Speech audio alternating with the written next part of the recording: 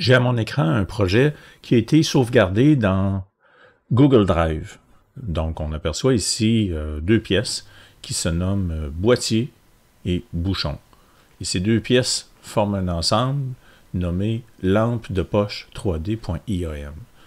Alors, je vais tenter, à l'aide d'un Chromebook, d'importer mes fichiers créés en Autodesk Inventor à l'aide de Fusion 360 en ligne. Examinons qu'est-ce que ça donne.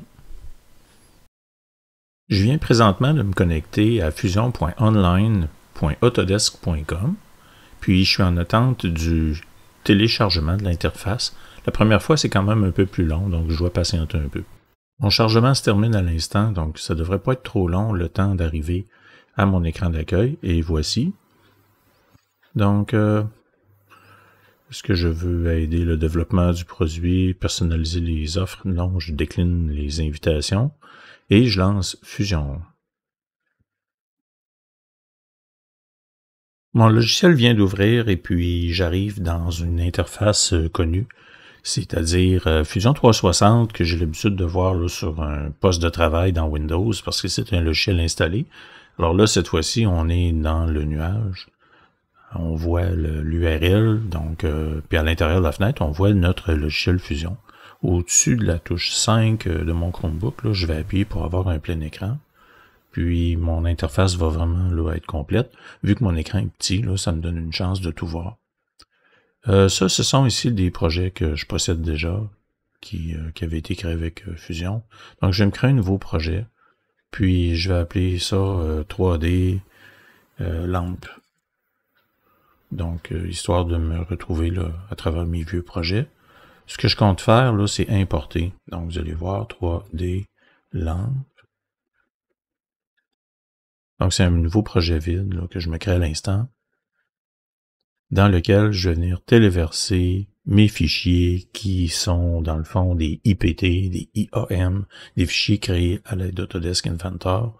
Donc, je vais dire Upload. Mes fichiers se trouvent dans mon Google Drive. Donc, comme il s'agit d'un Chromebook et que le Chromebook, c'est Google, je vais cliquer Charger, Fichier, puis on va m'offrir à gauche ici Google Drive. Oups, donnez-moi une seconde, Google Drive, ici. Okay. Mon Drive, mon A360, en fait, c'est un dossier que je m'étais créé. Ma lampe de poche qui, c'est pas ordonné par nom, on dirait. Google Drive, le temps de m'y retrouver un peu, là. Où es-tu, lampe de poche? Google Drive, mon Drive. A360, ok, bon.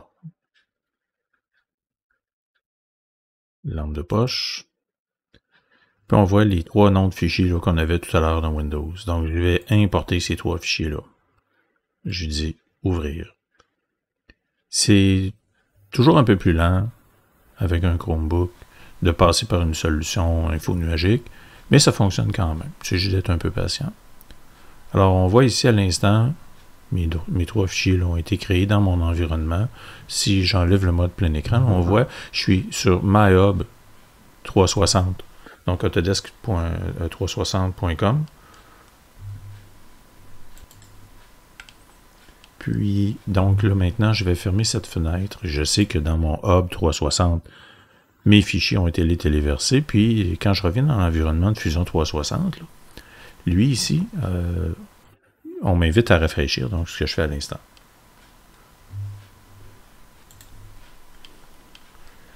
Donc, ici, les trois fichiers sont maintenant présents. Fusion en ligne voit là, les trois fichiers nommés. Puis, ce qu'il faut savoir ici, c'est qu'il y a une mention .ipt, là, une petite vignette.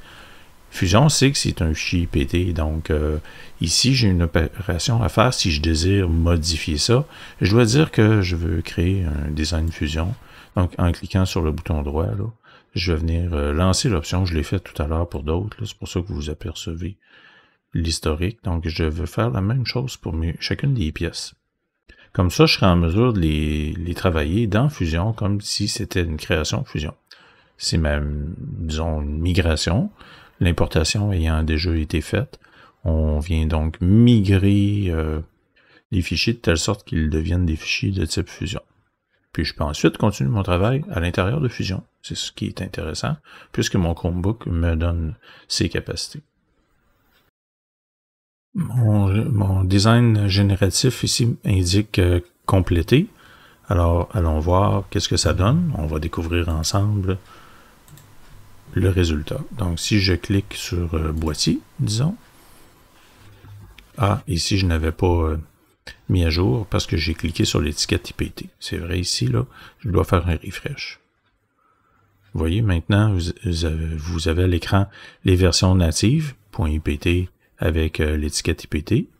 Puis, on devrait retrouver également la version convertie, ici, boîtier, sans l'extension IPT. Et c'est celui-ci que Fusion comprend.